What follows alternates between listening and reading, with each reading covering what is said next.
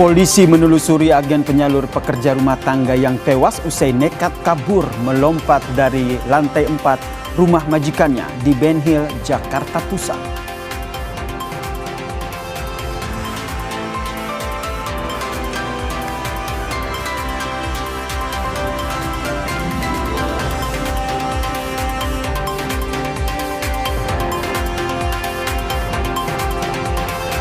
Petugas penyelamat harus mengerahkan helikopter untuk menyelamatkan wisatawan asing asal Rusia yang terjebak di tebing di kawasan Pecatu, Bali.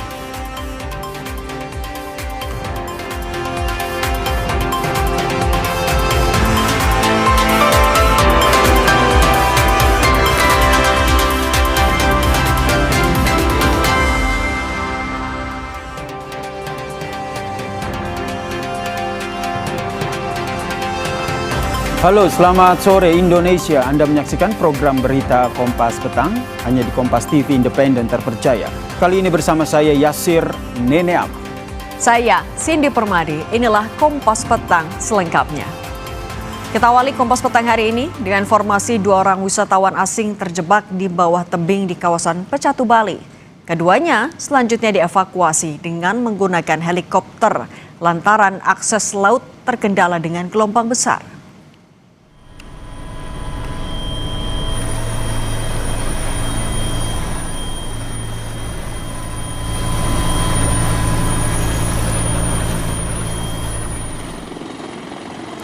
Dengan menggunakan helikopter, petugas Basarnas Bali melakukan evakuasi terhadap 2 wisatawan asing asal Rusia yang terjebak di dasar tebing pantai Cemengkak, Desa Pecatu, Badung, Bali. 2 WNA asal Rusia ini sebelumnya berenang di pantai, namun terhempas gelombang tinggi hingga terdampar di bawah tebing terjal setinggi puluhan meter.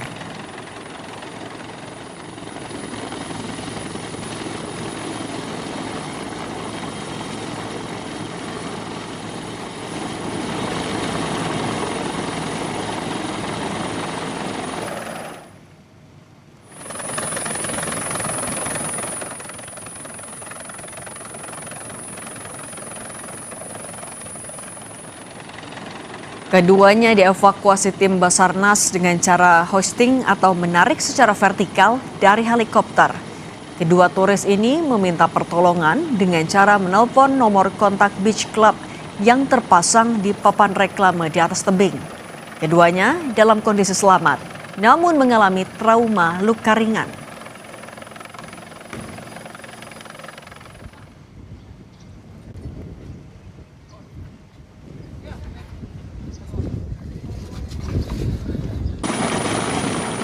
Yang terjebak di tebing yang ada di Pantai Uluwatu, Kota Selatan Kabupaten Badung.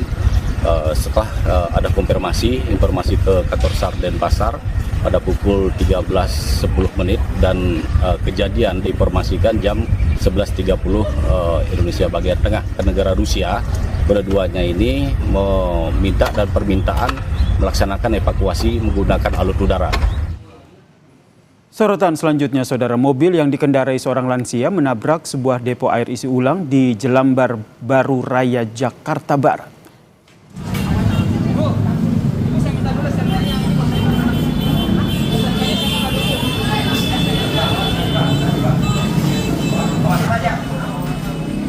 Kecelakaan bermula saat mobil tiba-tiba melaju kencang, tidak terkendali, hingga masuk ke dalam kios depot air isi ulang, saudara. Tidak hanya mengakibatkan kerusakan kios, insiden ini juga membuat seorang pelanggan terluka di bagian kaki akibat terkena pecahan kaca.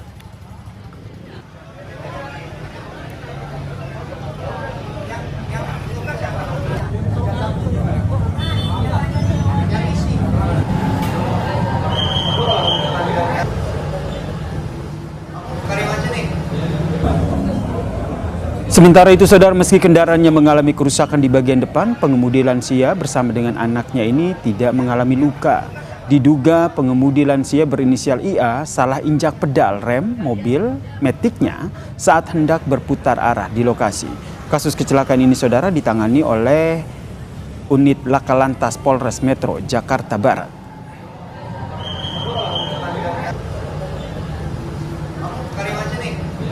Iya itu bang, tiba-tiba datang langsung nabrak gitu. Saya nggak tahu mobilnya arahnya dari mana, dari sana atau dari sana tiba-tiba masuk langsung nabrak gitu. Iya. Dia memutar. Apa yang rusak bang? Ya itu bang kaca, terus ada itu meja operasional kasir itu rusak. Iya. Sama itu Ada tadi pelangkannya juga orang, luka. Iya. Pelangkan tadi yang luka, tadi Bang? luka parah. Ada yang luka satu orang. Itu yang luka siapa bang? Karyawan. Bukan, itu pelanggan. Lukanya di mana bang? Kalau lukanya di mana? Lukanya tadi yang lebih parah tadi di kaki ya. Saya nggak tahu sebenarnya sih itu nenek-nenek ini Jinci yang bawa. Sementara itu saudara, di Depok, Jawa Barat, sebuah mobil terperosok ke lubang sepiteng sedalam 3 meter. Proses evakuasi oleh petugas damkar Kota Depok berlangsung hingga 12 jam karena kendala minimnya akses dan juga ruang yang sempit. Peristiwa ini bukanlah pertama kali terjadi di Kota Depok, saudara. Petugas pun menghimbau kepada masyarakat agar selalu tingkatkan kewaspadaan saat memarkirkan kendaraan mereka.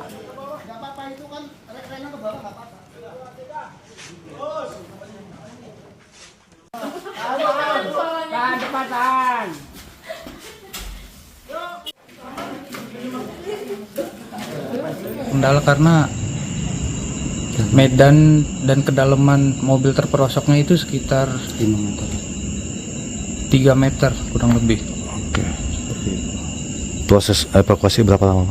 Proses evakuasi sekitar 12 jam lah kurang lebih.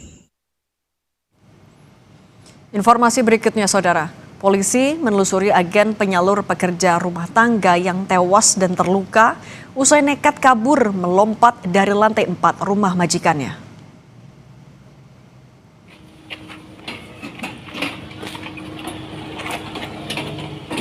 Penelusuran agen dilakukan polisi karena pekerja rumah tangga yang tewas berinisial D berusia 15 tahun atau merupakan anak di bawah umur.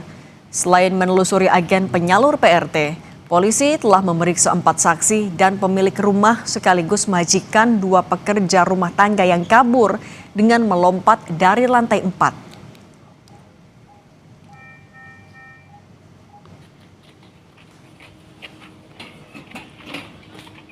Sat PPA PPO Polres Metro Jakarta Pusat melakukan penyelidikan terkait dugaan eksploitasi anak di bawah umur dan perdagangan orang yang kemungkinan memberikan jasa atau menggunakan jasa anak di bawah umur yang korban ini. Sebelumnya pekerja rumah tangga berinisial D tewas dan R terluka usai nekat melarikan diri dengan cara melompat dari lantai 4 sebuah rumah di kawasan Bendungan Hilir, Tanah Abang, Jakarta Pusat.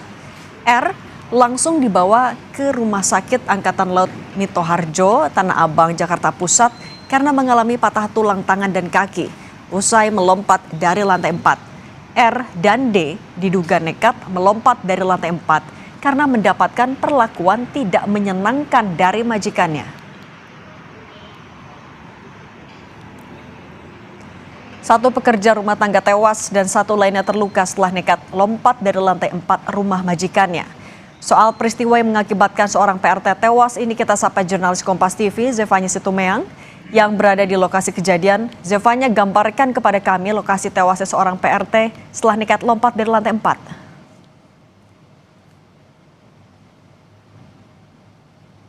Ya Cindy, ini saya sudah melihat langsung bagaimana lokasi tempat kejadian perkara dari kawasan Bendungan Hilir, Jakarta Pusat. Dan langsung saja akan kami perlihatkan, ini saya sudah berada di sisi samping gedung rumah kosan. Yang langsung menyorot perhatian saya ini adalah ada 2 buah lingkaran di sisi jalan, di mana ini adalah lingkaran pertama yang diberi tanda nomor 1, lalu tidak jauh jaraknya dari titik lingkaran pertama ini ada lingkaran yang kedua, yang diberi juga angka nomor 2. Ini diperkirakan menjadi titik di mana kedua pekerja rumah tangga ini terjatuh.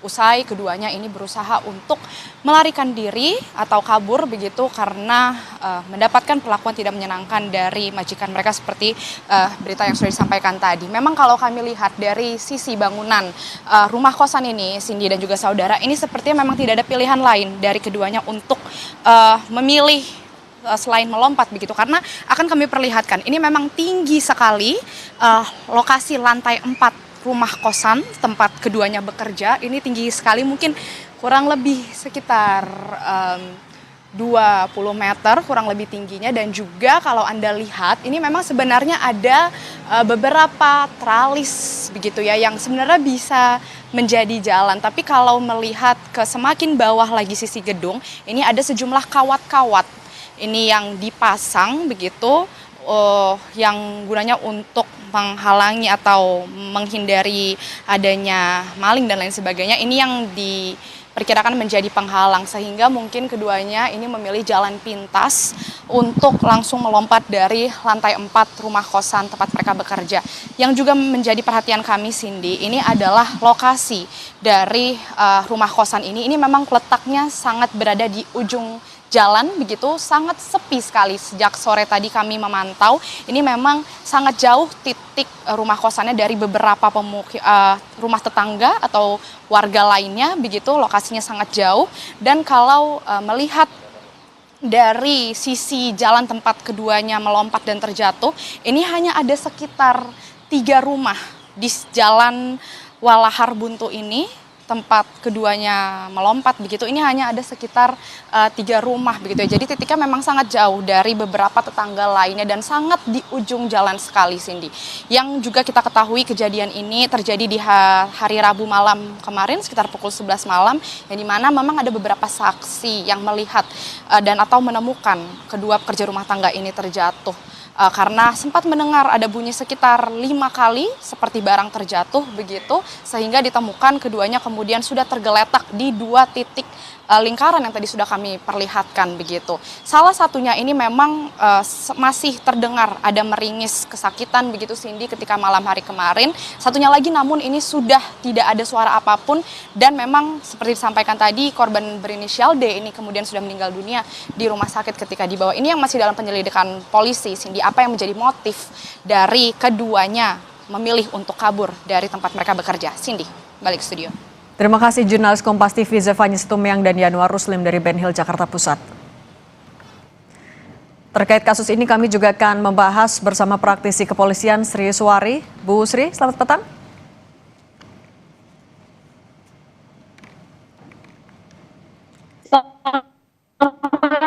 Bu Sri Suwari, selamat petang. Bisa dengar suara Cindy, Bu?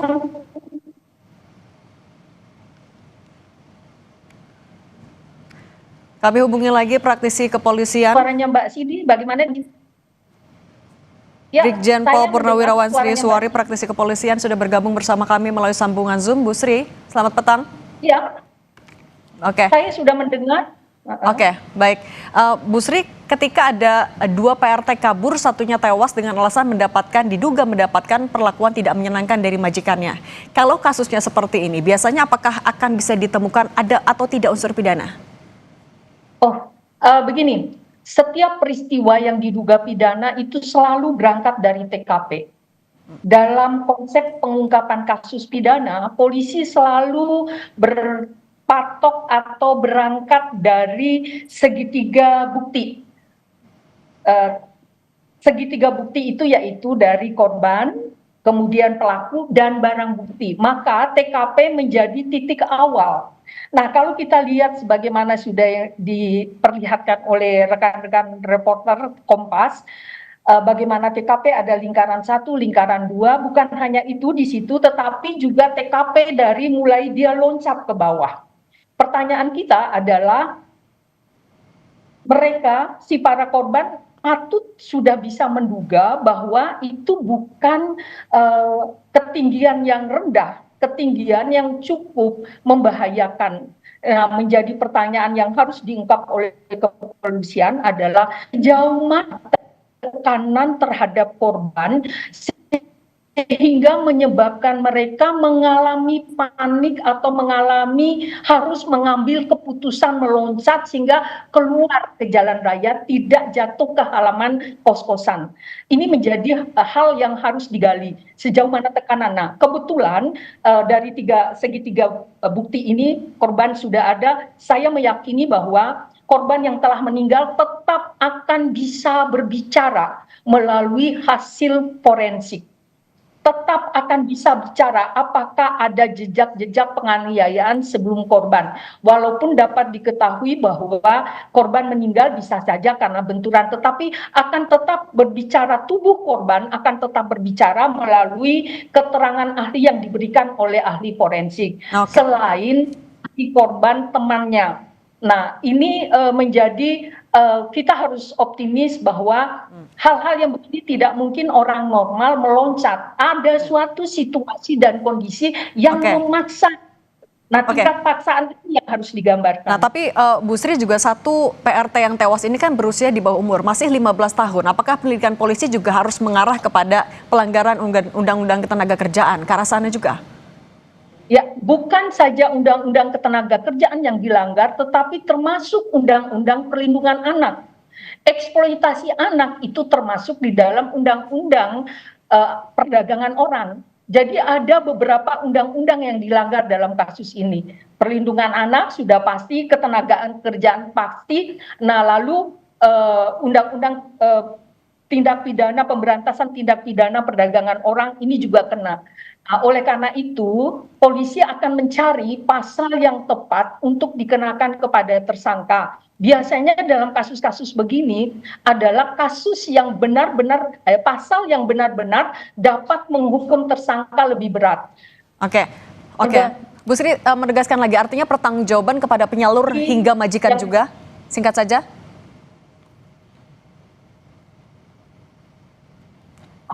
Ya, betul. Oke, Bu Sri. Oke, Bu Sri, mohon maaf tampaknya ada gangguan komunikasi, kami tidak bisa begitu mendengar, tapi kami sudah dapat poinnya. Bu Sri Suwari, praktisi kepolisian, terima kasih sudah berbagi bersama kami di Kompas Petang. Bu Sri, saya selalu. Usai jeda di Kompas Petang, Saudara, kami hadirkan informasi petugas damkar mengevakuasi sejumlah mahasiswi yang terjebak di dalam lift sebuah kampus di Jakarta Timur.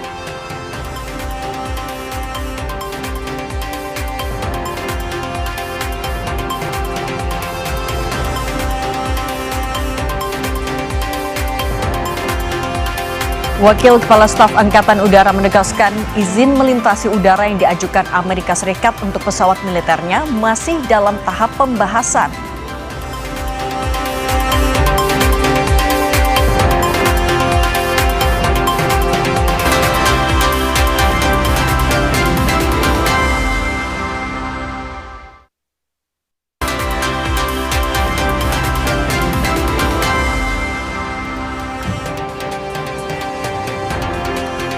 Saudara, petugas Sudin Damkar Jakarta Timur mengevakuasi sejumlah mahasiswa yang terjebak di dalam lift sebuah kampus di kawasan Pulau Gadung, Jakarta Timur. Ketiga mahasiswa yang terjebak di dalam lift yang tiba-tiba mati saat digunakan. Ada di bawah. Panggil dong siapanya biar bisa di bawah. Jadi untuk lifting bag dan rambeknya ditahan gitu. Jadi butuh tangga doang. Tampilkan tangga. Nunduk ngerayap, Mbak.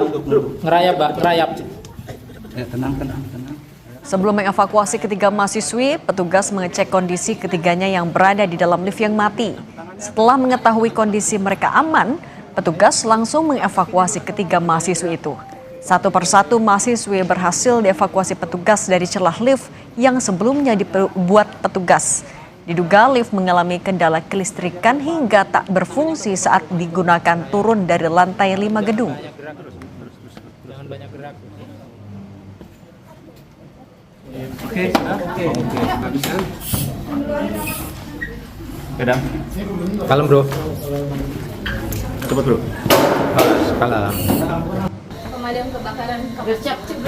Bang, makasih banyak dong. Terima kasih banyak dana lengkap yang udah layanannya cepet banget. Hampir panik. Sorotan selanjutnya, Saudara, seorang warga negara Italia mengamuk dan melawan polisi karena tidak terima ditilang usai melanggar lalu lintas. Awas! Don't push! Don't push me! I'm here, you come to me! Hey, why are you here?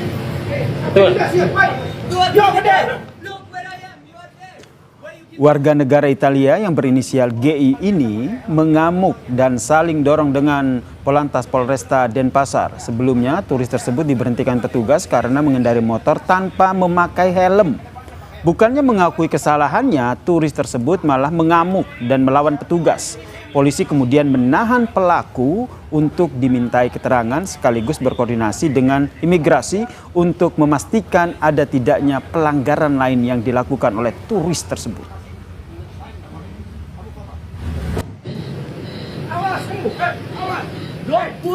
Yang dimana warga negara asing itu berinisial GI, ya, warga negara Italia yang diketahui melakukan pelanggaran lalu lintas saat dilakukan penindakan oleh petugas yang bersangkutan tidak menunjukkan sikap yang kooperatif, melawan serta tidak menghormati petugas yang sedang melaksanakan tugas menjaga ketertiban umum.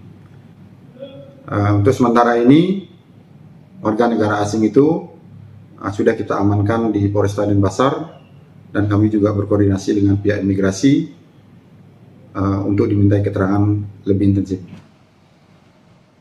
Saudara Ketua Umum kami Jokowi Gibran, Rasman Nasution menegaskan Jokowi tidak mengobrol restoratif justice dalam kasus dugaan fitnah dan pencemaran nama baik.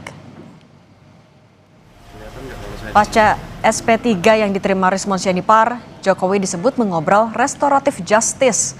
Namun Rasman Nasution yang baru bertemu Jokowi membantah tudingan tersebut. Menurutnya, syarat restoratif justice baru terpenuhi setelah ada proses yang dilakukan pemohonnya. Apalagi Jokowi sendiri sangat ingin kasus ijazah sampai ke persidangan. Roy Suryo CS yang kini sudah pecah masih bertahan dengan tudingan ijazah palsu. Walau begitu, mereka juga meminta SP3 seperti yang terjadi pada Egy Sujana, Damai Harilubis, dan Rismon Sianipar. Pak Jokowi juga bilang, kita nggak pernah mengobrol yang namanya RJ. Tidak, dan dia tidak pernah menunggu juga RJ. Tapi ada orang yang memang datang minta RJ. Penyidik memfasilitasi karena kesadaran mereka. Mereka pula bilang bahwa, kami minta SP3, dihentikan aja. Karena yang lain dihentikan. Bagaimana perbuatan Roy dengan Rismon? Satu minta maaf, satu tidak, masih maki-maki. Bagaimana? Mau di restoratif justice, kan di situ ada unsur pemaaf. Syarat-syarat RJ itu ada unsur pemaafan oleh korban dan atau yang menjadi korban langsung, oleh keluarga korban juga. Kalau itu masuk pemaafan, ya cocok, berdamai, barulah keluar RJ. لبيك لا شريك لك لبيك إن الحمد والنعمة لك والملك لا شريك لك. Saudara, lebih dari 3.000 jemaah calon haji diberangkatkan dari embarkasi Surabaya hari ini. Petugas penyelenggara ibadah haji atau PPIH embarkasi Surabaya mencatat 9 kloter jemaah calon haji telah diberangkatkan menuju Tanah Suci. Total jemaah yang sudah diberangkatkan mencapai 3.420 orang. Hari ini saudara, 2 kloter kembali diberangkatkan yaitu kloter 10 dan juga kloter 11. Sementara itu 3 kloter baru yaitu kloter 12, 13 dan 14 tiba di asrama haji yang berasal dari Kabupaten Malang dan juga Kota Malang. PPIH memberikan perhatian khusus bagi jemaah lansia, disabilitas dan juga perempuan.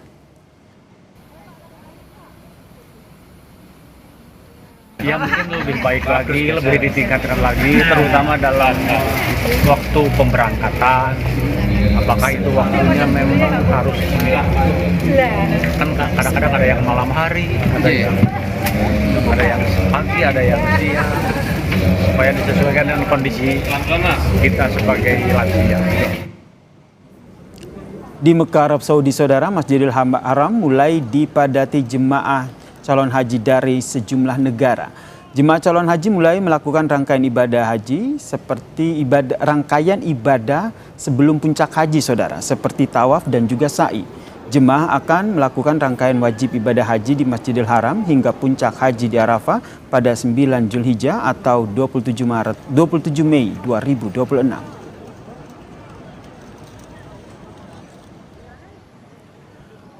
Guna memastikan keamanan dan kenyamanan calon haji, Di Masjid Nabawi Saudara ada 5 pos pengawasan yang disiagakan. Tiap pos terdapat 3 hingga 4 petugas haji dari layanan perlindungan jemaah, tenaga kesehatan, serta lansia dan juga disabilitas. Petugas akan bersiaga di pos tersebut selama 24 jam untuk membantu segala kebutuhan jemaah haji saat berada di Masjid Nabawi. Apabila ada jemaah yang mungkin lupa jalan pulang, kemudian terpisah dari rombongan, atau barangkali kehilangan barang, kemudian kehilangan sendal dan sebagainya, silakan menghubungi petugas Seksus Nabawi yang ada di pos-pos tersebut. Lebih lengkap soal kesiapan fasilitas untuk memastikan keamanan dan kenyamanan jemaah calon haji, kita bergabung dengan jurnalis Kompas TV Jihan Novita dari Madinah, Arab Saudi. Assalamualaikum, selamat sore waktu Indonesia. Jihan, bisa digambarkan kepada kami seperti apa kesiapan layanan untuk jemaah calon haji di Madinah? Waalaikumsalam warahmatullahi wabarakatuh. Selamat sore waktu Indonesia, selamat siang waktu Arab Saudi. Yasir dan juga saudara, terkait dengan kesiapan layanan untuk jemaah haji Indonesia ini dilakukan secara menyeluruh ya untuk memastikan keamanan, kenyamanan, dan keselamatan dari para jemaah haji Indonesia selama berada di Tanah Suci. Dan layanan ini diberikan hingga bahkan ke kawasan Masjid Nabawi, dan ini saya perlihatkan, ini saat ini saya sedang berada di depan kawasan Masjid Nabawi, sedang berlangsung sholat Jumat pertama di Masjid Nabawi. Oleh karena itu memang ada pos sektor khusus yang didirikan untuk melayani jemaah haji Indonesia selama beribadah di Masjid Nabawi. Dan tadi saya juga sudah mengelilingi Masjid Nabawi, ternyata memang ada 5 pos layanan yang telah disiagakan untuk melayani jemaah haji Indonesia selama beribadah di kawasan Masjid Nabawi, di mana 5 pos tersebut ini terdiri dari 4 pos layanan yang berada di gerbang pintu masuk Masjid Nabawi, dan ada pos khusus di antrean pintu masuk Raudhoh. Di tiap posnya ini terdapat 3 sampai 4 petugas haji yang disiagakan selama 24 jam penuh. Mereka bekerja shift 3 kali shift gitu ya, untuk memastikan bahwa tidak ada kekosongan pelayanan jemaah haji di Madinah atau khususnya di Masjid Nabawi ini. Petugas haji yang disiagakan di pos-pos tersebut terdiri dari petugas haji layanan perlindungan jemaah yang merupakan anggota TNI Polri gitu ya, terus lalu juga ada tenaga kesehatan serta petugas layanan lansia dan disabilitas, di mana di pos tersebut juga dilengkapi dengan peralatan kebutuhan jemaah seperti kursi roda yang bisa membantu mobilisasi jemaah yang mengalami kendala dalam berjalan, lalu juga disiapkan juga air zam-zam bagi jemaah yang kehausan, kemudian juga ada sendal jepit bagi jemaah yang kehilangan sendalnya saat setelah beribadah, itu juga bisa dan disiagakan di pos-pos tersebut. Jadi bagi jemaah yang membutuhkan bantuan maupun informasi apapun, bisa langsung datangi saja petugas haji yang berada dan bersiaga di 5 pos yang berada di kawasan Masjid Nabawi. Yasir. Terima kasih Jihan Novita atas informasinya dari Madinah, Arab Saudi. Anda juga tentunya harus menjaga kesehatan ya, karena juga menjadi salah satu bagian dari petugas haji di sana. Selamat bertugas kembali, Jihan. لبيك لا شريك لك لبيك إن الحمد والنعمة لك والملك لا شريك لك. Usai jeda kami akan kembali dengan informasi Kementerian Pertahanan merespons kekhawatiran dari pernyataan Tiongkok yang mengingatkan agar kerjasama pertahanan yang dibangun Indonesia tidak merugikan negara lain dan berorientasi pada perdamaian.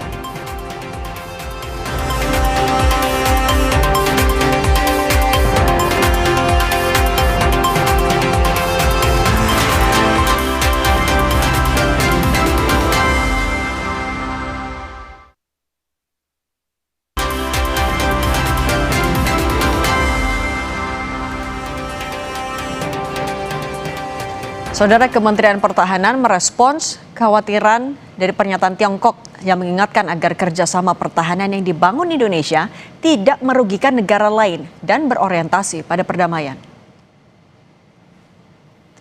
Pernyataan ini juga ditegaskan Menteri Pertahanan Syafri Syamsuddin dalam pertemuan dengan purnawirawan TNI di kantor Kementerian Pertahanan RI Jumat pagi.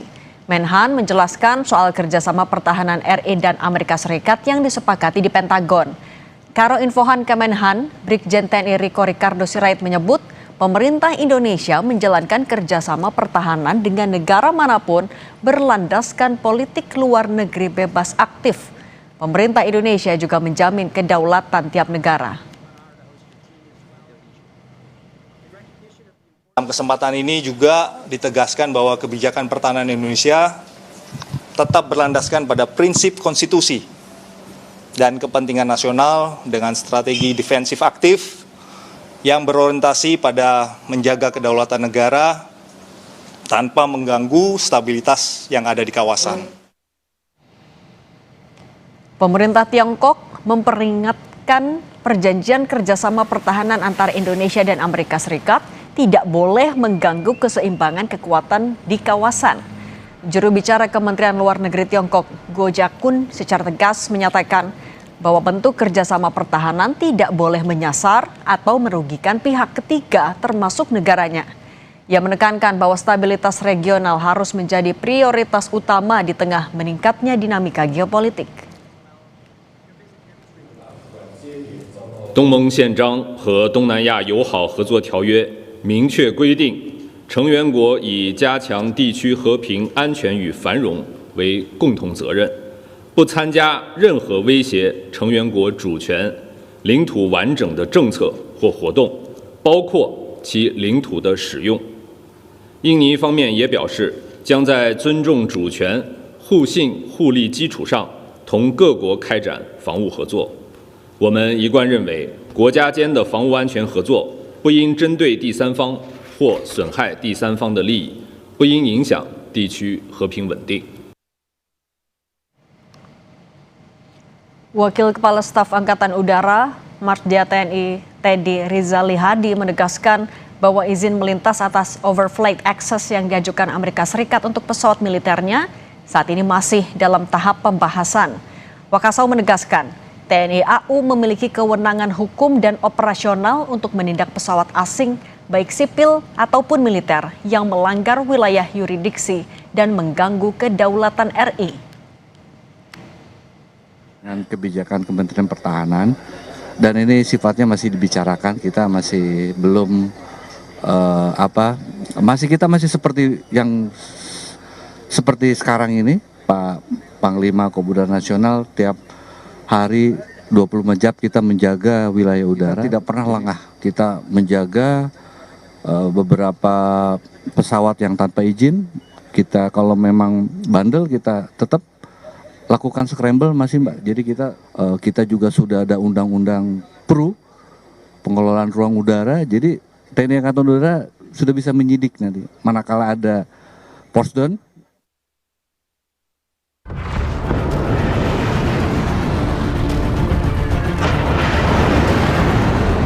Kapal USS Miguel Kate, salah satu kapal perang milik Amerika Serikat, terekam citra satelit melintasi Selat Malaka pada 18 April setelah sempat singgah di perairan Singapura. Menteri Luar Negeri Sugiono merespons kemunculan kapal perang Amerika Serikat di Selat Malaka. Sugiono menyebut kemunculan kapal USS Miguel Kate adalah hal biasa dilakukan militer Amerika Serikat dalam tataran Freedom of Navigation. Kapal perang Amerika Serikat ada di Selat Malaka dan banyak mengkhawatirkan adanya eskalasi cukup banyak. Apakah ini gimana? Saya kira mereka biasa ya patroli di kawasan. Ada yang namanya Freedom of Navigation Patrol kan. Itu bukan baru kok, bukan sesuatu yang baru. Kalau yang Pentagon baru rilis 20 jam lalu, mereka ada di Selat India ambil kapal tanker yang gonta-ganti bendera, itu katanya ada kepentingan Iran juga. Nah nanti kalau misalkan itu ada di wilayah-wilayah laut kita tuh komunikasi gimana dengan Pentagon sejauh ini? Kalau masalahnya itu belum pernah terjadi, jadi kita nggak tahu. Guru Besar Hukum Internasional FHUGM Heribertus Jakatriana menyebut melintasnya kapal perang AS di Selat Malaka adalah sesuatu yang sah berdasarkan hukum internasional. Jaka menyebut setiap kapal sipil ataupun kapal perang memiliki hak lintas transit yang digunakan untuk pelayaran internasional. Namun kapal yang melintas tidak boleh melakukan kegiatan yang merugikan kedaulatan suatu negara. Dari sisi hukum kita juga harus berargumentasi bahwa yang namanya hak lintas transit itu dijamin di dalam UNCLOS pasal 38, di mana Indonesia juga adalah negara anggota dari UNCLOS. Jadi bukan hal yang biasa-biasa, tetapi memang ada dasar hukumnya. Kapal komersial itu boleh lewat secara terus-menerus tanpa melakukan aktivitas-aktivitas yang bisa mengganggu negara pantai. Satu adalah itu. Lalu yang kedua, kalau toh memang harus berhenti, itu memang harus ada kondisi force majeure di laut, yang ini memang untuk keamanan dan keselamatan kapal itu sendiri. Keberadaan kapal perang AS USS Miguel Kate di Selat Malaka mendapat sorotan setelah Amerika Serikat mengumumkan operasi memburu kapal-kapal Iran, bahkan hingga ke perairan yang jauh di luar Timur Tengah seperti kawasan Indo-Pasifik. Tim Liputan Kompas TV.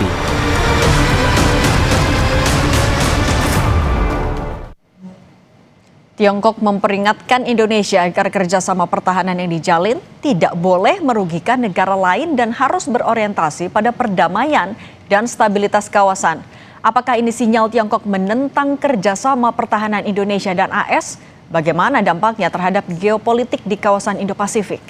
Kita bahas bersama dosen ilmu politik Universitas Udayana Evata Filomeno dan Guru Besar Hukum Internasional FH UGM Heribertus Jakatriana. Selamat petang semuanya. Selamat petang, Mbak. Mas Evata, oke, Mas Evata, selamat. Ketika Tiongkok sudah menekankan kalau kerjasama pertahanan tidak boleh merugikan pihak ketiga manapun, bagaimana kita harus menerjemahkan pernyataan ini? Seberapa serius sebenarnya peringatan yang sudah dilontarkan oleh Tiongkok? Mas Evata, pertama kita bisa melihat bahwa GeoGAP ya menggunakan forum konferensi pers reguler ya, bukan satu langkah damai tertutup. Ya artinya bisa kita lihat bahwa pesan ini dikonsumsi untuk publik ASEAN ya. Jadi Cina ingin memperingatkan ya Jakarta, Hanoi dan Manila secara bersamaan ya, dan juga harapan besarnya nanti ke depannya Indonesia berada pada posisi yang cukup strategis. Jangan sampai terjerembab nanti dalam keinginan-keinginan atau satu trap-trap yang nanti dilaksanakan dalam beberapa kerjasama terutama dengan Amerika Serikat. Kita tahu bahwa China juga menyampaikan pesan ini karena China mendominasi kurang lebih 41,1 impor ya non migas di Indonesia ya, dengan nilai yang sangat luar biasa. Itu berbeda jauh dengan Amerika Serikat, hanya 4,73% ya. Nah, ekspor kita ke Cina juga lama-lama terus meningkat ya, dan yang FDI nomor 1 di Indonesia ini kan Hong Kong. Kalau Hong Kong digabung dengan Cina, itu kan otomatis pusaran perekonomian kita memang masih banyak saat ini bekerja sama dengan Cina itu sendiri. Dan Cina menganggap bahwa Indonesia harus berada pada posisi netral.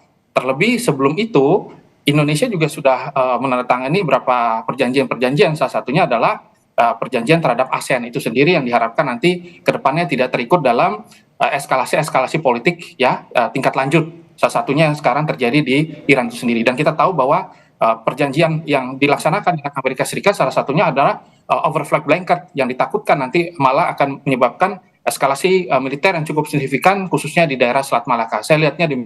Dan itu adalah kekhawatiran yang wajar untuk Tiongkok. Ya, ini adalah kekhawatiran yang sebenarnya sudah dibaca oleh Tiongkok ya. Salah satunya bukan cuma terkait dengan overflight blanket, ada juga beberapa catatan-catatan ya. Salah satunya Amerika Serikat ini meminta larangan entitas bagi Cina ya di rantai pasok baterai. Kita tahu kan bahwa Indonesia ini salah satu supplier mentah dari nikel, dan pengayaannya itu biasanya kita beli lagi dari Cina gitu, kurang lebih sekitar 75% gitu. Mineral pemurnian yang dilakukan oleh Cina itu kita beli lagi dan akhirnya kita jual. Nah, ketika hal ini nanti ke depannya malah membuat Jakarta ini berpihak, ini yang malah membuat Tiongkok merasa bahwa posisi-posisi strategis dari Indonesia ke depannya bisa terancam. Itu kalau yang disampaikan oleh Cina. Mereka mengharapkan agar semi bergerak pada posisi-posisi yang cukup netral untuk memahami dinamika geopolitik yang semakin tidak pasti ini. Kalau Prof Jaka sebenarnya melihatnya, apakah Indonesia dalam posisi juga harus mengambil perjanjian ini, menyepakati perjanjian ini, pemberian akses dalam rangka menghadapi Tiongkok atau memperkuat posisi kita di Indo-Pasifik? Pertama yang harus kita perhatikan dan juga kita harus nilai secara fair dan objektif adalah, pertama, apa yang disampaikan Tiongkok itu adalah pernyataan politik yang memiliki dimensi terkait dengan ukuran-ukuran kepentingan masing-masing negara, terutama Tiongkok terhadap Indonesia, Tiongkok terhadap ASEAN, dan juga Tiongkok terhadap kawasan, serta Tiongkok terhadap kehadiran Amerika di kawasan itu sendiri. Lalu yang kedua, apakah ini memiliki dimensi legal? Saya kira apa yang disampaikan Tiongkok itu tidak memiliki dimensi legal yuridis yang mengikat. Kenapa? Karena yang namanya perjanjian bilateral antar negara untuk memanfaatkan kedaulatan wilayah itu menjadi hak dari negara yang bersangkutan. Sepanjang satu, itu dilaksanakan dengan itikat baik. Dua, redefinisi dari kepentingan nasional dari masing-masing negara yang melakukan perjanjian bilateral itu seperti apa. Lalu yang ketiga, bagaimana perjanjian itu dilaksanakan juga untuk membawa spirit dari apa yang disepakati di kawasan, yaitu ASEAN. Nah, dari sini bisa melihat bahwa pertama, apa yang dikhawatirkan oleh Tiongkok itu adalah kehadiran kekuatan militer Amerika di kawasan yang ini bisa mendegradasikan apa yang disebut sebagai spirit netralitas yang terbangun di kawasan ASEAN. Saya kira ini wajar. Kenapa? Karena kehadiran Cina di Laut Cina Selatan itu juga menjadi sebuah isu yang tidak selesai atau belum selesai sampai saat sekarang. Sehingga bagaimana saat sekarang pemerintah kita itu dapat mengkomunikasikan dan mengkoordinasikan bahwa apa yang dimaksud dengan kepentingan netralitas dari Cina terkait dengan kehadiran militer Amerika di Indonesia itu tidak terjadi.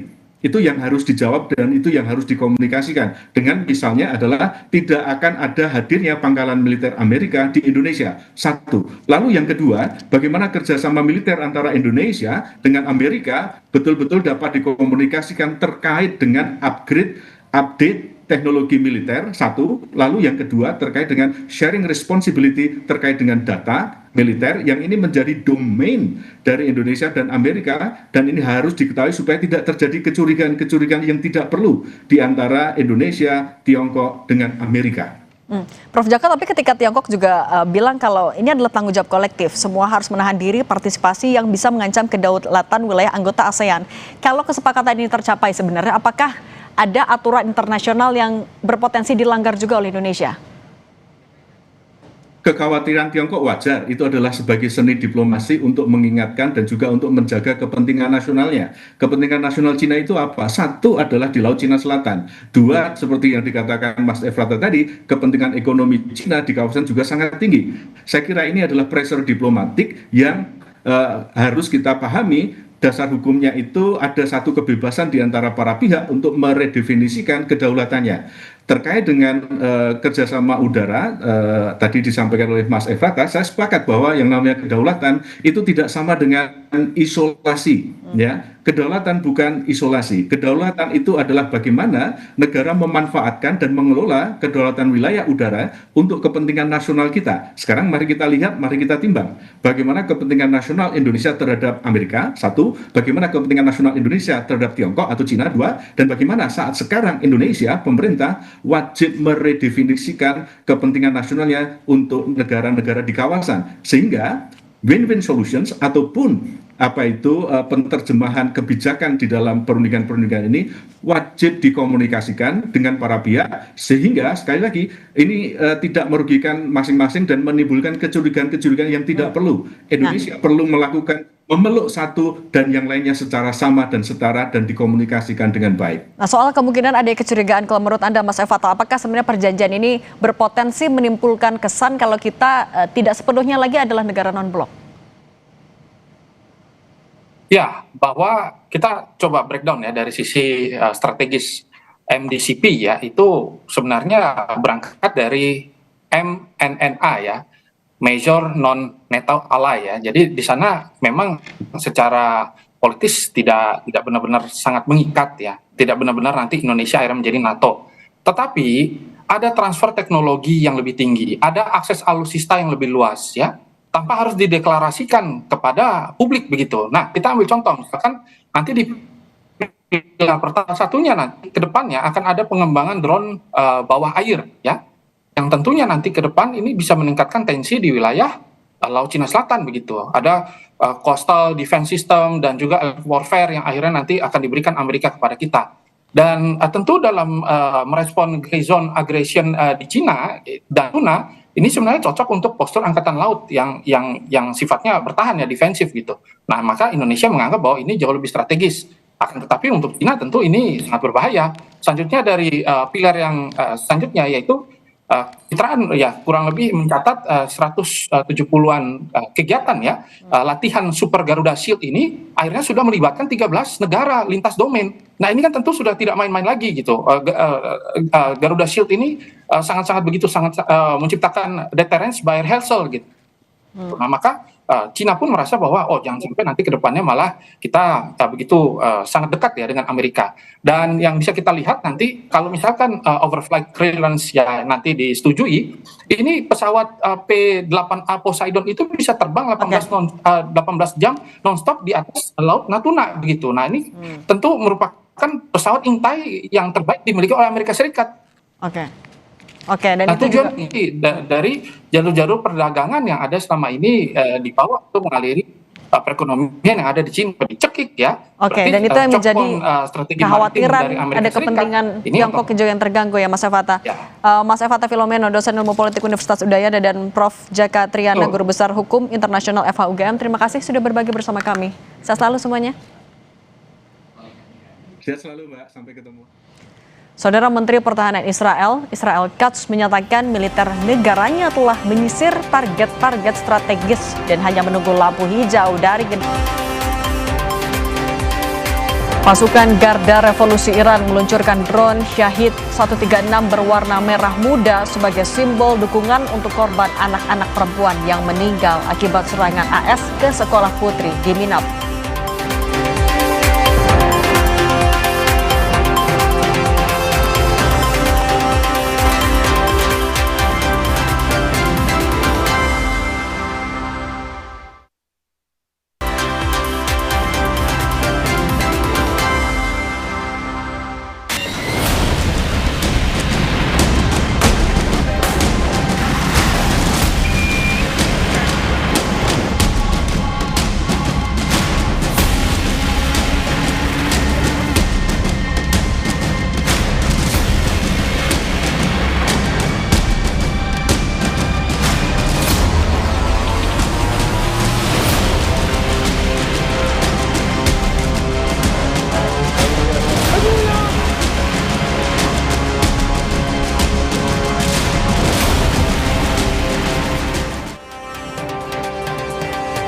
Kami lanjutkan informasi di Kompas Petang, saya Yasir Neneama, Saudara. Pasukan Garda Revolusi Iran meluncurkan drone Shahid 136 berwarna merah muda sebagai simbol dukungan untuk korban anak-anak perempuan yang meninggal dunia akibat serangan Amerika Serikat ke sekolah putri di Minab.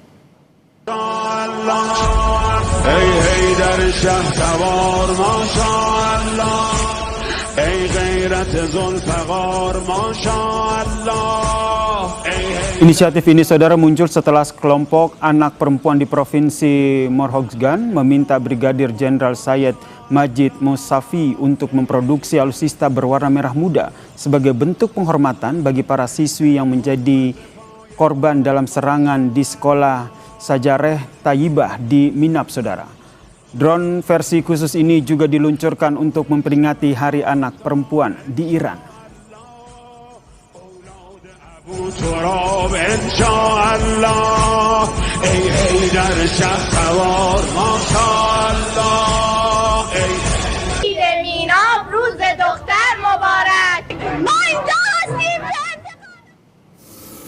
Bismillahirrahmanirrahim. Korps Garda Revolusi Iran juga merilis sebuah video yang menunjukkan sebuah rudal yang dicat berwarna biru menyusul permintaan dari seorang anak laki-laki. Tanggal dan lokasi pengambilan gambar tersebut tidak dapat diverifikasi secara independen, Saudara, saat dipublikasikan. Sebelumnya, Saudara, ada seorang anak laki-laki, Muhammad Karim Muda, yang meminta Garda Revolusi untuk mengecat rudal menjadi warna biru.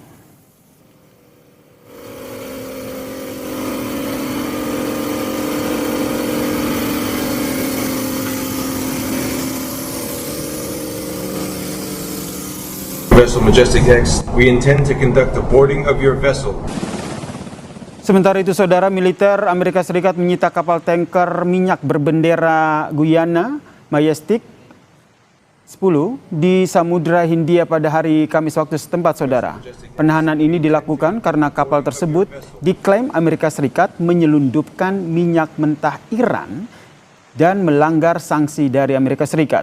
Data pelacakan kapal menunjukkan bahwa kapal tanker ini berada di Samudra Hindia antara Sri Lanka dan juga Indonesia, di mana ini adalah lokasi yang sama dengan kapal tanker minyak Tiffany yang sebelumnya juga disita oleh pasukan Amerika Serikat.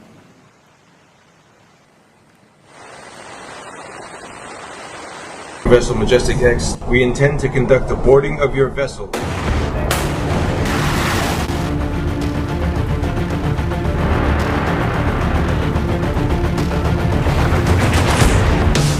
Genderang perang di Timur Tengah kembali ditabuh kencang setelah Menteri Pertahanan Israel mengeluarkan ancaman sejak pecahnya konflik Februari lalu. Ya, Israel secara resmi menyatakan pasukannya telah menyisir target-target strategis dan hanya menunggu lampu hijau dari Gedung Putih untuk meluncurkan serangan yang diklaim akan mengembalikan Iran ke zaman batu. ערוכה לחידוש המלחמה מול איראן. צה"ל ערוך בהגנה ובהתקפה ומטרות מסומנות. ממתינים לאור ירוק מארצות הברית, בראש ובראשונה כדי להשלים את חיסול שושלת חמינאי, יוזם תוכנית ההשמדה נגד ישראל, ואת מחליפי המחליפים של מנהיגות משטר הטרור האיראני.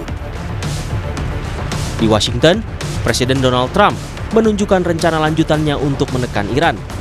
Trump mengatakan ia tidak terburu-buru mengakhiri perang karena ingin mendapatkan kesepakatan yang bagus dengan Iran. Baginya, waktu adalah senjata paling mematikan bagi Iran yang militernya diklaim sudah dilumpuhkan Amerika Serikat dan kini sedang sekarat di bawah blokade total Angkatan Laut AS. I took the country out militarily in the first 4 weeks. I took it out militarily. Now all we're doing is sitting back and seeing what deal. So right now, I don't want to rush it because you guys are, trying to make us look as bad as possible. I don't want to rush it. I want to take my time. We have plenty of time. And I want to get a great deal. I want to get a deal where our nation and the world. Juru bicara Kementerian Luar Negeri Iran, Ismail Baghei, menegaskan Iran menolak tunduk kecuali kedaulatan mereka atas Selat Hormuz diakui secara internasional dan seluruh sanksi dicabut. Iran menegaskan isu nuklir tidak lagi dapat menjadi pokok bahasan utama negosiasi, tapi pengakuan kedaulatan Iran yang terpenting. این صحبت‌هایی که شما میشنوید در مورد اینکه ایران دچار چند دستگی است یا ایران نمیتواند تصمیم بگیره، خب نوعی فرافکنی است و الان اینجا دیگه موضوع هسته‌ای، موضوع اصلی مذاکرات نمیتونه باشه. Kini dunia menanti, akankah diplomasi menjadi jawaban atau justru sekadar cara bagi Washington untuk menyiapkan perang yang lebih besar?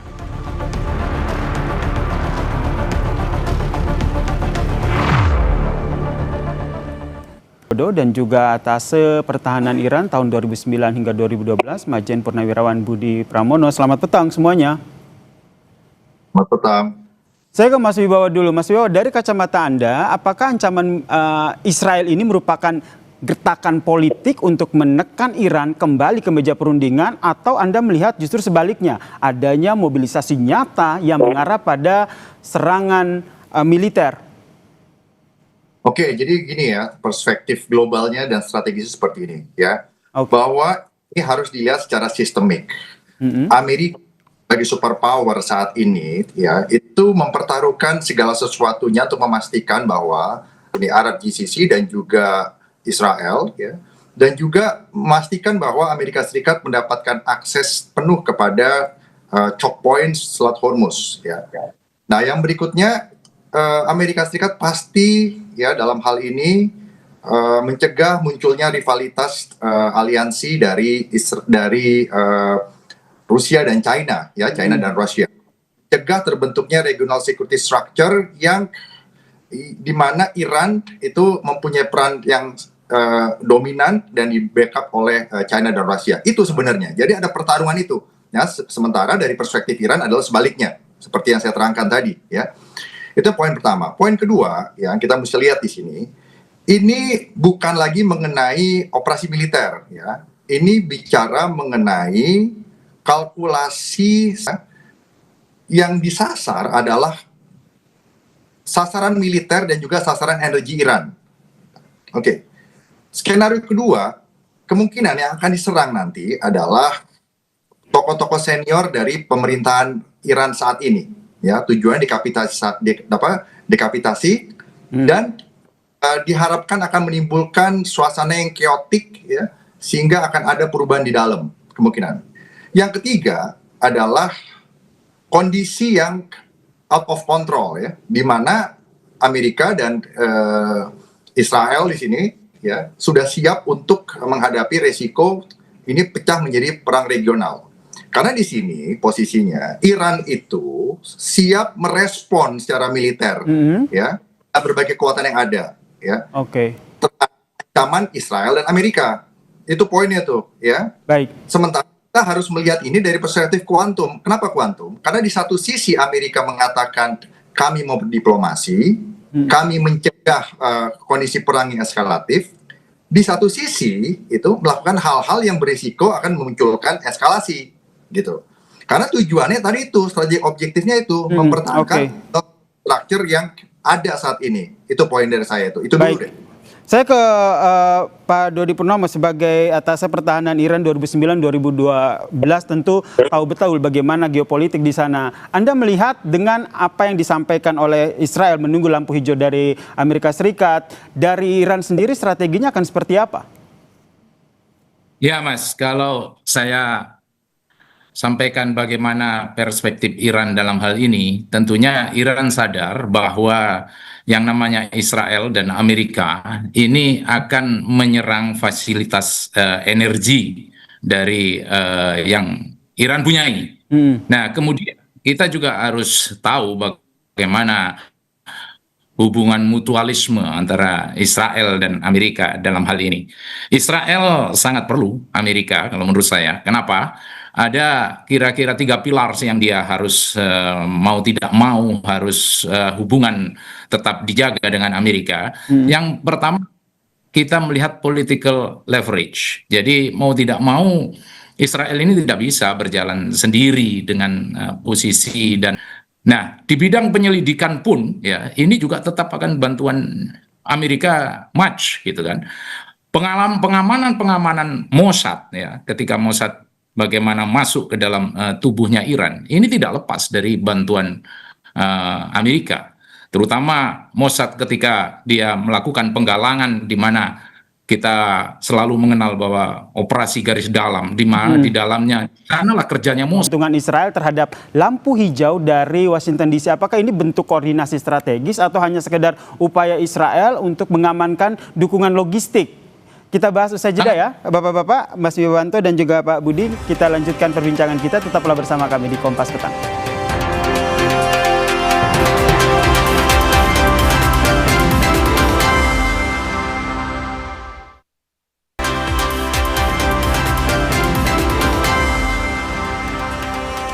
Pertanyaan gantung saya ke Pak Budi atas pertahanan RI di Iran 2009 hingga 2012. Pak Budi melihatnya seperti apa? Jadi sebenarnya sejauh mana ketergantungan Iran terhadap lampu hijau dari Washington ini?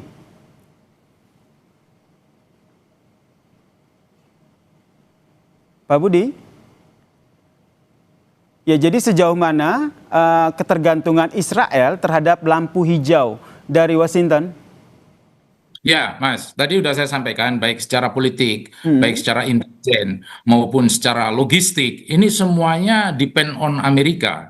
Dan depend on Amerika pun persepsi Amerika saat sekarang ini, kalau dalam kehidupan militer ini Mas ya, ada perintah komandan kemudian isi senjata. Nah, itu pasti dijawab sama anggota itu, senjata isi dan terkunci. Nah, ini saya mengquote apa yang disampaikan oleh Menhannya Amerika, Pete Hegseth ini. Dia udah menyatakan bahwa locked, loaded. Jadi senjatanya memang sudah isi, munisi isi, terkunci. Tinggal ada perintah aba-aba buka kunci, kemudian sasaran, nah tembak. Nah, jadi apa artinya?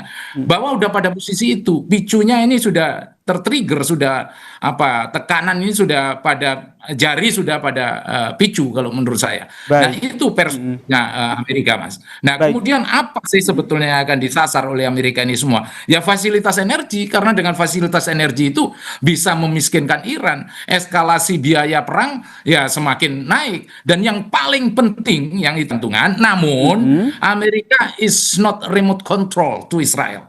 Jadi dia bukan seseorang yang benar-benar di remote, go, not to go, the don't and the do-nya jelas. No, dia hanya manajerial. Jadi manajerial dalam artian mensupport, tapi ketika situasi krusial, maka dia punya otonomi sendiri Israel ini untuk menyerang. Jadi ada syarat dan ketentuan yang berlaku seperti itu ya? Betul, exactly. Jadi waktu cerita yang di Islamabad, kan in the middle of the agreement ya, perjanjiannya di Islamabad, apa yang dilakukan oleh Israel? Langsung directly dia serang, attack di Lebanon, Hizbullah yang di sana. Nah, ini kan akan terulang seterusnya, ini akan lesson learn, pembelajaran, bahwa begitulah kira-kira stereotype karakter daripada Israel itu sendiri. Oke.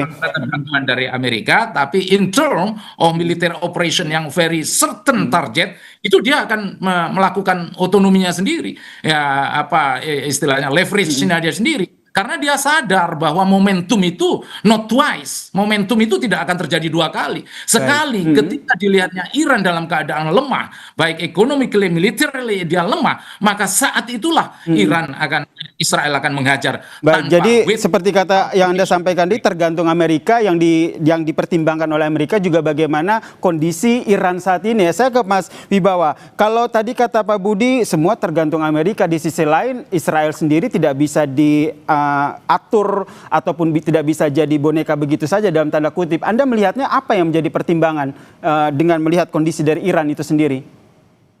Iya, jadi saya tadi mengkomplement ya. Jadi kenapa Israel itu kuat ya? Karena Israel itu kuat secara militer, kuat secara intelijen, teknologi, dan didukung oleh Amerika secara strategis politik yang sifatnya global class gitu. Ya, itu poinnya tuh. Jadi mereka punya kemampuan sendiri, punya otoritas sendiri untuk mengambil tindakan yang dianggap perlu untuk kepentingan survival mereka, melawan yang dianggap menekan mereka. Makanya Israel itu susah ditekan. Ya, karena kalau semakin mereka ditekan, mereka juga melawan gitu. Jadi kalau seandainya seperti itu, Mas, Pak Wibawa, saya potong, makna dari lampu hijau dari yang disampaikan Israel ini dibacanya seperti apa? Loh, karena, tar dulu Mas, karena kondisi ini itu impact-nya global gitu poinnya ya. Jadi ada irisan antara konflik Timur Tengah, dia sudah masuk Samudra India. Dan karena sudah masuk ke Samudra India, saya sangat concerned ini menjadi konflik di Indo-Pasifik, di mana Indonesia menjadi sentral Pacific Theater gitu. Ya, di situ ada 8 dari 9 pemilik senjata nuklir dengan total 13.000 tuh senjata nuklir di dunia tuh, 9 negara, 8 negara ada di Indo-Pasifik. Ya, 1 ada di Timur Tengah namanya Israel gitu. Nah, jadi Indonesia ini ya dengan kondisi seperti ini untuk mematuhi UNCLOS lah. Jadi melakukan apapun yang dianggap bisa berupaya untuk memunculkan probabilitas yang lebih tinggi supaya ini tidak pecah. Karena sekarang kita kondisinya ini ya, sekarang ini kita itu bukan damai, apalagi damai, jauh dari damai. Kita ini sekarang dalam posisi menunggu ini menjadi pecah gitu. Karena sudah sangat panas tadi dijelaskan tadi loh. Di kondisi di dalam Iran sendiri juga sudah panas, terus di shaping untuk akhirnya membuat pemberontakan di itu, atau konfliknya memanas di Hormuz ya, itu poinnya tuh, atau regional security di Timur Tengah. Itu dari saya. Baik, kalau ke Pak Budi saya ingin tahu bagaimana perspektif Anda soal kekuatan militer dari Iran itu sendiri, karena kita lihat yang terbaru adalah juru bicara Kementerian Luar Negeri Iran sendiri menyatakan bahwa kalau perjanjian damai ataupun gencatan senjata sekarang bukan soal nuklir lagi, tapi bagaimana mereka mendapatkan pengakuan kedaulatan dari Amerika Serikat termasuk soal Selat Hormuz. Ya, berbicara masalah strateginya Iran dalam hal ini, Iran punya banyak leverage dan saat sekarang ini memang concernnya di Selat Hormuz. Ingat Mas, di Selat Hormuz itu, kenapa saya Selat Hormuz itu yang 39 km ini menjadi very strategic, even strategic, what you call it, fragile dari sebuah Iran, negara Iran yang punya leverage. Kenapa? Karena memang ini Hormuz, di sampingnya Hormuz ini bukan Hormuz sendiri, di sana ada Qesem, di sana ada Abu Musa, di sana ada Gresertan dan Lestertan, yang terutama di sana juga ada Larak. Tempat-tempat itu kan untuk menempatkan posisi-posisi alutsista, mulai dari ngintip situasi yang ada di Hormuz dengan satelit, dengan electronic warfare dan lain sebagainya, sehingga Hormuz memang the only way, Mas, untuk ini persimpangan perdagangan dunia. Kalau misalnya kita lihat Bab el Mandeb yang lebarnya 30, ini juga the second Hormuz. Nah, ini kalau misalnya sudah ditutup dan dua-duanya tertutup, maka selesailah, Mas, perjalanan pelayaran global ini. Tapi perlu dicatat, Mas, bahwa strateginya Iran dalam hal ini, dia juga sudah menyiapkan ketika ada airstrike ya dengan penuh keterbatasan 40 tahun di ban ya oleh Amerika, dia kan juga mandiri, dia juga membuat produk-produk dalam negeri yang mandiri, dan cukup kita acungkan jempol. Kenapa demikian? Karena kita terlihat buktinya dia masih belum rata dengan tanah, dengan situasi Amerika dan Israel yang membordir seperti itu. Apalagi ya kan kita tahu bahwa airstrike-nya Amerika yang ada di sana akan dihadapi dengan tunnel warfare, di mana di sana diletakkan rudal yang bisa keluar dan tidak tahu kemudian larinya kemana dan dari mana arahnya. Begitu juga apabila serangan laut sudah disiapkan juga. Amerika sudah, Iran jauh-jauh ya menyiapkan itu semua dengan pasukan-pasukan khususnya yang selalu saya sampaikan, bagaimana Tafaran, kemudian bagaimana Nohed dan lain sebagainya. Ini adalah minimalnya Iran untuk menghadapi conventional warfare from the air and from the naval ya. Yang jelas ini kekuatan militer Iran juga sudah siap dan tidak bisa dianggap sebelah mata ya. Kita nantikan ya, Bapak-bapak, bagaimana dinamika yang terjadi. Apakah Amerika Serikat akan memberikan lampu hijaunya atau mereka bisa mengambil jalur diplomasi? Ini menjadi harapan kita bersama. Terima kasih pakar geopolitik dan keamanan nasional Mas Biobanto Nugroho Widodo dan juga Pak Maijen Purnawirawan Budi Pramono, Atase Pertahanan RI di Iran tahun 2009-2012, telah berbagi perspektifnya di Kompas Petang. Salam sehat semuanya. Semuanya, terima kasih. Makasih, selamat sore. Terima kasih Pak. Usai jeda saudara, Kompas Petang akan kembali dengan informasi petugas damkar mengevakuasi sejumlah mahasiswi yang terjebak di dalam lift sebuah kampus di Jakarta Timur.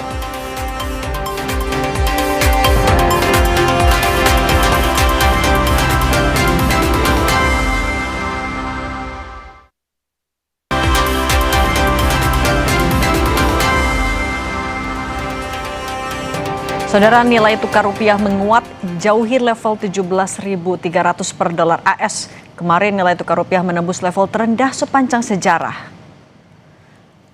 Rupiah mencatat pelemahan harian paling tajam dalam 7 bulan terakhir. Rupiah melemah di tengah kenaikan harga minyak yang berpotensi menekan kesehatan fiskal negara. Aset-aset Indonesia berada di bawah tekanan, sementara Bank Indonesia kembali menegaskan peningkatan intensitas intervensi untuk menjaga stabilitas rupiah. Berdasarkan data dari Gisdor Bank Indonesia, rupiah berada pada level 17.278 per dolar AS pada penutupan perdagangan Jumat 24 April. Kemarin rupiah sempat menembus level terlemah sepanjang sejarah ke level 17.308 per dolar AS. Pada Jumat 17 April pekan lalu, rupiah juga menyentuh angka terendah sepanjang masa.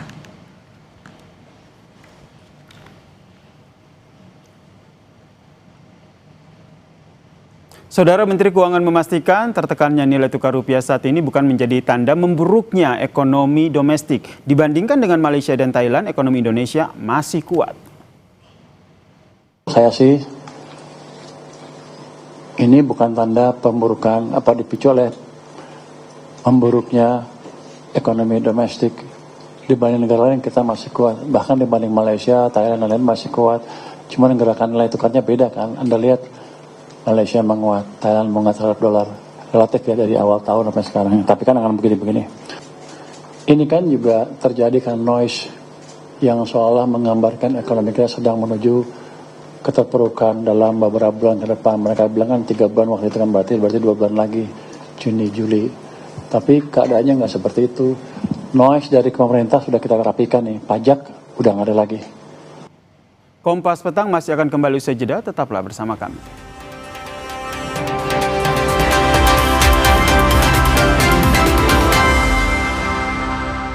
Pun gue harus liburan keluar, gue harus memilih tempat liburan yang sesuai sama gengsi keluarga gue. CFD Depok. Kita nggak usah keluar uang, kita bisa foto-foto sama polisi naik kuda. Kapan lagi lihat aparat setelan koboi? Manggilnya udah bukan polisi, sheriff. Slogannya ganti, polisi melindungi, mengayomi, dan mengendarai kuda supaya baik jalannya. Suci 12, Show 3, Sabtu 25 April, pukul 9:30 malam. Segernya kelewatan. Baru teh lemon madu. Lemon tea yang gak asam, manisnya smooth dan seger banget. Dari Wings Food. Fresh banget rasanya. Ini favoritku. Lemon tea yang manis madunya pas dan enak banget. Tak lagi ragu, beda dari yang lain ya. Iya lagi. Gak expect rasa lemon tea senyegerin ini. Fresh. Penasaran kan? Buruan cobain. Lemon madu yang segernya kelewatan. Dari Wings Food. Kenapa gigi harus kuat, Pak? Gigi kuat itu penting. Pakai Ciptaden Maxi 12 Plus dengan 3 keunggulan. Active fluoride, enamel, dan antibakteria. Gigi 12 kali lebih kuat, mulut sehat. Cing, cing. Ciptaden Maxi 12 Plus. Gigi kuat, gigi Ciptaden. Eredivisie, NAC Breda menjalani misi hidup mati. 3 poin menjadi syarat mutlak agar lolos dari zona degradasi. Sang kapten Boy Camper akan menaikkan mental timnya untuk tidak menyerah saat berjumpa dengan lawan berat AFC Ajax yang datang dengan misi mencuri kemenangan dengan Mika Holtz yang bertekad mempermalukan tuan rumah dengan lesatan golnya. Eredivisie, NAC Breda versus AFC Ajax, Minggu 26 April pukul 12.45 dini hari. Live di Kompas TV. Pembangunan berkelanjutan adalah tanggung jawab kita bersama. Ketahui realitas sosial, ekonomi, dan lingkungan. Serap inspirasi dari upaya di mana kita punya hak dan kewajiban yang sama untuk menjaga lingkungan tetap lestari. Inovasi Karbonnya ini lebih efisien 35 kali lebih cepat. Wow, 35 kali? 35 kali lebih cepat. Serta solusi berkelanjutan oleh individu, komunitas, maupun institusi. Ikuti Sustainasia setiap Sabtu pukul 9 pagi di Kompas TV.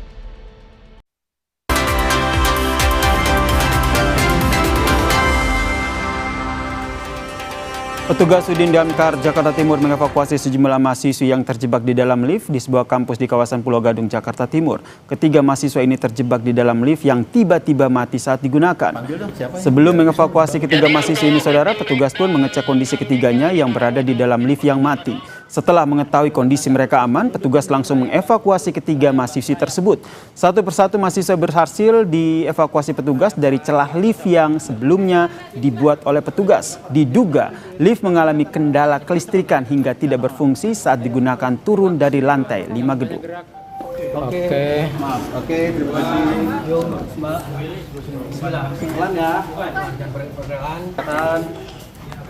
Ya, lihat ke depan, tunduk tangannya. Kami tutup Kompas Petang edisi kali ini. Terima kasih sudah menonton. Saya Yasir Neneama. Saya Cindy Bermadi. Terima kasih. Sampai jumpa.